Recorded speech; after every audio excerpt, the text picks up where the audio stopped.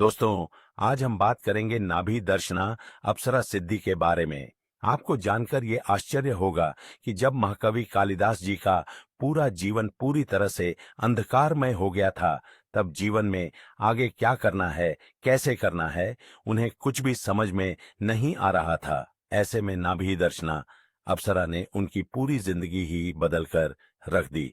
इस अप्सरा ने उन्हें इतना कुछ दिया, जिसकी वजह से आज वे इतने महान हैं। कालिदास जी जब तक जिंदा थे, तब तक नाभि दर्शना उनकी आंखों के सामने रही। उसने पूरी जिंदगी कालिदास जी का साथ दिया।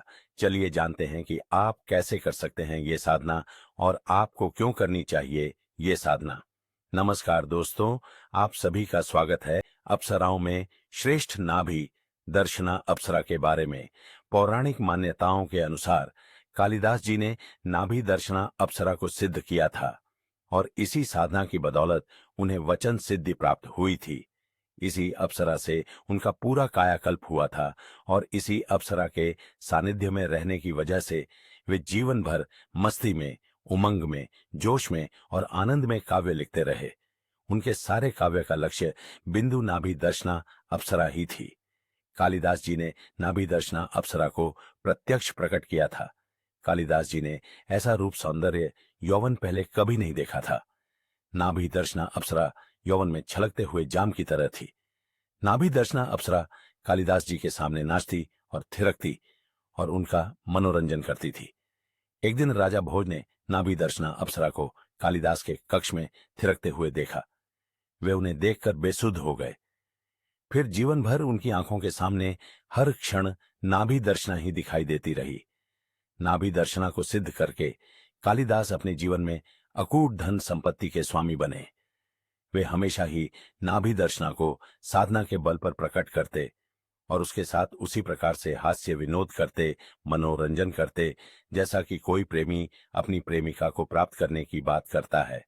नाभि दर्शना अत्यधिक प्रसन्न होकर बिना मांगे ही कालिदास को सोने के आभूषणों, स्वर्ण मुद्राओं और विविध वस्त्रों के कीमती उपहारों का उसके कक्ष में ढेर सा लगा देती।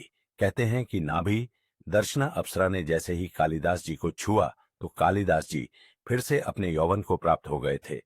उनका पूरा शरीर यौवन से परिपूर्ण हो गया था। उनके चेहरे पर एक अजीब सा आकर्षण और सौंदर्य उमड़ आया था। पूरा शरीर उनका रोग रहित हो गया था। कहते हैं कि नाभि दर्शना अप्सरा से ही उनकी काव्य प्रतिभा फूटी और उन्होंने मेघदूत जैसे अद्वितीय काव्य की रचना की। इस मेघदूत में ही जिस सौंदर्यमय नायिका का वर्णन है, वो नाभि दर्शना अप्सरा ही है। 108 अप्सराओं में से नाभि दर्शना अप्सरा श्रेष्ठ और महत्वपूर्ण है। वो अद्वितीय सौंदर्यमय होने के साथ साथ दयालु भी है और वह स्वयं बार बार पृथ्वी तल पर विचरण करना चाहती है। इसलिए कहते हैं कि अन्य अप्सराओं की अपेक्षा नाभि दर्शना अप्सरा को सिद्ध कर लेना ज्यादा सरल है। चलिए जानते हैं कि नाभि दर्शना अप्सरा से आपको क्या मिलेगा। पहले ये आपके शारीरिक समस्याओं को ठीक करेंगी, फिर आपकी फाइनेंशियल समस्याओं को ठीक करेंगी, उसके बाद आपके अंदर जो भी प्रतिभा है उसे निखारेंगी। ये आपको इतना धन देंगी जिसके बारे में आप सोच भी नहीं सकते। चलिए अब इस साधना की विधि को जान लेते हैं। इस अप्सरा को सिद्ध करने के लिए ज्येष्ठा शक्ति दिवस अत्यंत महत्वपूर्ण है। ये एक दिन की साधना है। आप किसी रविवार की रात को भी ये साधना सिद्ध कर सकते हैं। कभी कभी पहली बार में सफलता नहीं मिलती तो साधक को चाहिए कि दूसरी या तीसरी बार इसे संपन्न करे, परंतु अगले किसी भी रविवार की रात को ही ये साधना संपन्न करे। साधक अपने घर में रात को सुंदर वस्त्र पहनकर उत्तर दिशा की ओर मुख करके आसन पर बैठ जाए। अपने वस्त्र पर सुगंधित इत्र का छिड़काव करें और 2 गुलाब की मालाएं लाकर पात्र में रख दें। यदि गुलाब की माला न मिले तो किसी भी प्रकार के पुष्पों की माला रख सकते हैं। फिर सामने एक रेशमी वस्त्र पर अद्वितीय नाभि दर्शन यंत्र को स्थापित करके केसर से तिलक करें और सामने सुगंधित अगरबत्ती एवं घृत का दीपक जलाएं। इसके बाद हाथ में जल लेकर संकल्प करें कि मैं अमुक गोत्र, अमुक पिता का पुत्र, अमुक नाम का साधक नाभि दर्शना अप्सरा को प्रेमिका के रूप में सिद्ध करना चाहता हूं। जिससे वो जीवन भर मेरे वश में रहे और प्रेमिका की तरह सुख, आनंद एवं ऐश्वर्य प्रदान करे। इसके बाद अप्सरा माला से 21 माला मंत्र उसी रात को संपन्न हो जाना चाहिए। अगर बीच में घुंघुओं की आवाज आए या किसी का स्पर्श अनुभव हो तो साधक विचलित न हो और अपना ध्यान न हटाएं। 21 माला मंत्र एकाग्रचित होकर करे। इस साधना में जितनी ज्यादा एकाग्रता होगी उतनी ही ज्यादा सफलता मिलेगी। 21वीं माला पूरी होने से पूर्व साधक घुटना सटाकर बैठ जाए। मंत्र पूरा होने के बाद साधक अप्सरा माला को स्वयं धारण कर ले और सामने रखी हुई अन्य माला उसके गले में पहन दे। ऐसा करने पर नाभि दर्शना अप्सरा सामने रखी हुई दूसरी माला उठाकर साधक के गले में डाल देती है। फिर साधक अप्सरा से वचन ले कि मैं जब भी अप्सरा माला का मंत्र जप करूंगा तब तुम्हें मेरे सामने शारीरिक रूप से उपस्थित होना है और मैं जो चाहूंगा वो मुझे प्राप्त हो जाना चाहिए। पूरे जीवन भर मेरी आज्ञा का उल्लंघन न हो। तब नाभि दर्शना अप्सरा साधक के हाथ पर अपना हाथ रखकर वचन देती है कि मैं जीवन भर आपके इच्छा अनुसार कार्य करती रहूंगी।